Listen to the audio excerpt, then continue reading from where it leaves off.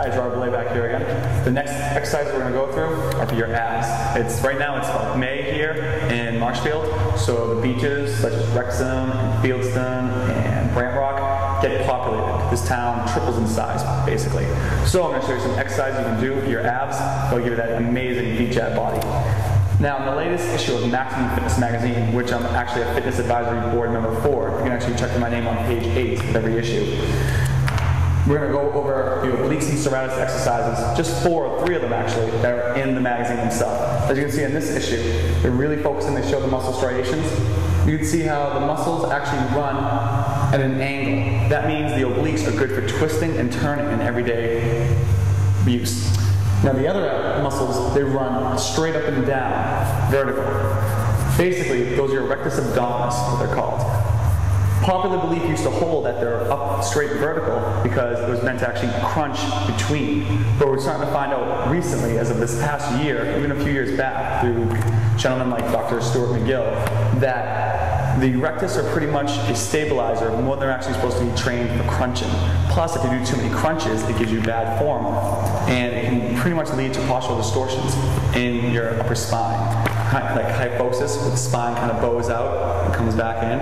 We want to detract from that as much as possible. So, in the latest issue, we're going to demonstrate 3 of the exercises. I'm going to show you one you can do at home that's very simply done, even seated in a chair.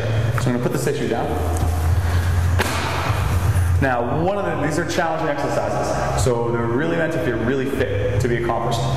One we'll start with is hanging leg raises. Now, I'm actually going to use these grips over here that we tend to use. We're going to put our hands over onto the bar, and from here, just going to hang and bring the legs straight up. Now you can go just this height if you want. These are challenging going straight-legged. If you want to make them easier, you can actually go from this hang and just tuck the knees in. Always making sure your pelvis rolls up. It's very important to activate the pelvis to roll. Now if you want to go even a step harder, we're going to do a pike, hanging pike. There's another variation. You go up, all the way to the top. Then, the other exercise they show, which is pretty challenging, is called windshield wipers. Hanging windshield wipers. These are very challenging. I don't suggest everyone do them. Do them if you know you can handle doing chin-ups and pull-ups. But you're going to have fun if you can actually get these done. And it looks really cool. We're going to go from here. Legs go up. Stay in this position. And just rotate it back and forth.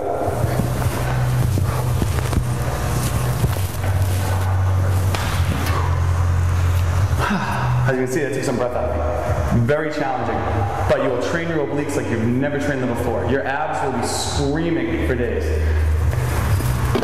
which isn't always a bad thing. Now the next exercise we're going to do involves a stability ball. These are called jackknives. Basically in the magazine, they show it by doing a twist and jackknife. We're going to actually just do the typical straight jackknife. So legs are on the ball. Always put one foot on the ball first, one lower leg, then put your hands. And then the other leg goes on. And from here, I'm just going to tuck the knees in.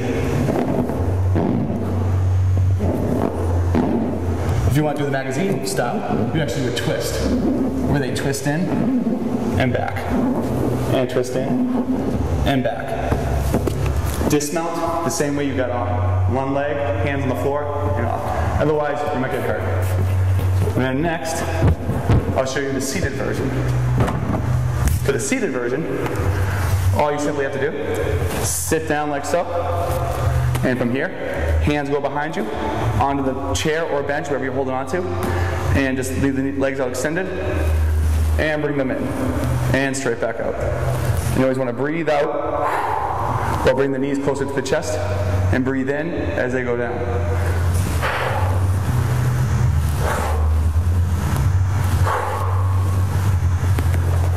Alright, and that concludes our segment from the latest issue of Maximum Fitness magazine.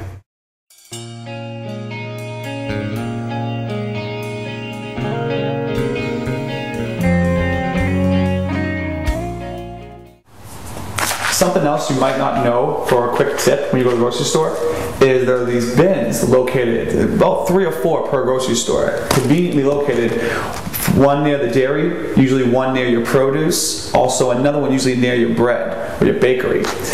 But what you can pick up are items like these at a discount price. And the great thing about it is where you would actually end up spending, say, $2.50 for this Quaker Oats, you can get it in a discount bin for $1.60, just because it might have a minor dent in the lid top, which is nothing. Or it might be close to within 2 months of the expiration date.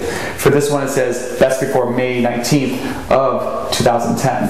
So really, it's not going to go bad at all. And this will keep.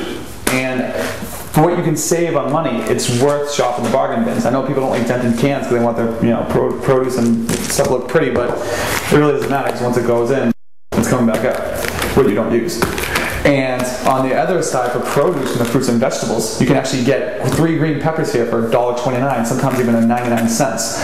Whereas if I were to buy these traditionally, I'd end up spending twice or 3 times as much for them. And you can get not even just green peppers, but you can get bananas you can get a bunch of bananas for 99 cents, where it would cost you, say, $4 for that entire bunch shrink wrapped. And you can get apples, they have squashes, they have potatoes, they have artichokes, anything you can think of that can actually be sold in the produce aisle, they will have in that section, because it's overstocked and they got to get rid of it. And rather than let that go to waste, they will sell it at a cheaper price because they're still making their profit at the store. So that's just a quick tip on how you can save money for your family and how you can still include fruits and vegetables with no excuses saying that's too expensive in a daily week. And the best time to usually hit the store to get the produce for fruits and vegetables is about between 9 a.m. and 1 p.m. That's when they start to push the overstock. They know they won't be able to get out before the next truck comes in for the next shipment. And for the bakery items and the breads, basically it's catch of the, just luck. Either you get there and they have it, or they don't. All right. So remember to follow those next 2 tips next time you go to the grocery store, and you'll save dozens of dollars off your grocery bill in a week, and given a month.